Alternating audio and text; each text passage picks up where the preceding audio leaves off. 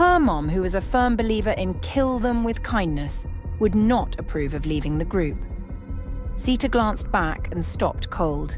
A child glowing in the dark was floating and bobbing its way in her direction. She turned and ran directly for the grandmother. She could make out the head of the creature a stone throw from them. At about 7 feet, it was a baby for sure. One who could move quietly but hadn't learned to disguise its grimy jellyfish-like body. "Get down!" Zita yanked her jacket off and grabbed a rod from her harness. She twisted the rod, elongating it and electrifying its ends.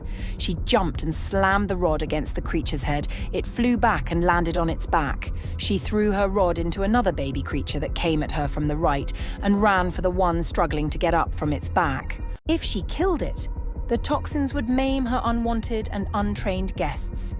So she jumped over it, yanked at the sack behind its slippery head, and stabbed it with a dagger. The creature burst into several grimy bubbles and floated for its birthplace. A tendril wrapped around Zita's ankle and raised her upside down into the air.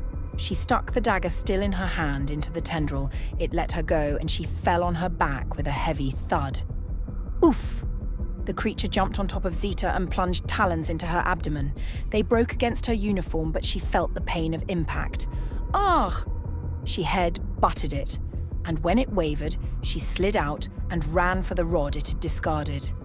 She grabbed the rod and hit the tendril coming at her with the electric point. She ran for the creature, grabbed its sack, and with another dagger sliced into it.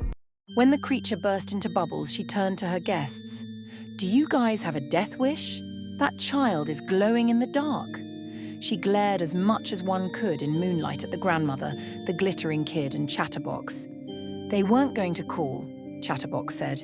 "You run like Dad, so you're right. You're a woman?" Zita sighed, yanked off her mask and placed it on the grandmother. She picked her jacket and sliced it into smaller bits. She tied one around her nose and motioned for Chatterbox to do same and tie one around the baby. The change in state still released some toxins. Better safe than sorry.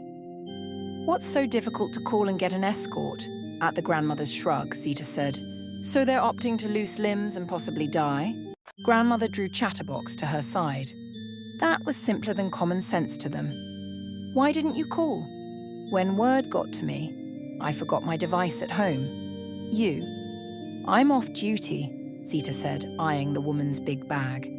Also, she thought, "I'd rather have nothing traceable on me. How to get rid of this trio?" "My son and their dad was your colleague. He's late now." "Ma, your son didn't tell you not to move around at night in hunting season." "I had to get my babies, their stepmother." Grandmother swallowed. "I had to get them." "Fine," Zita said. "Where to?" "District 7. She was headed for District 5 for crying out loud. She could abandon them, Zita thought. She could ditch them within the ruins and head for Amina. They'd probably die, but that was no concern of hers. Zita took her hat off and soaked it in mud. She swiped at the glitter on the baby's skin. "Gamma! Big bad dirty me," Damilola whined. "It's okay, baby," Grandmother cooed. Zita said, "Why the glitter?" "She won't have been quiet," Chatterbox said. "I'm Greg, you? Officer? Duh, your name?" "Greg," Grandmother warned. Zita said, "Let's move." She led them further into the ruins. Once they got to the splitting paths, they'd probably be able to make it home safely. She'd leave them and head for Amina. Greg said, "I'm going to be an officer when I'm old enough." "And leave your grandma?" "Gran's strong. Also, she wants me to make the world a better place like Dad." "What made you want to be an officer?" "I wanted to kill the man whose sperm made me," Zita thought. "Felt right. Whisper okay." "Okay," Greg whispered.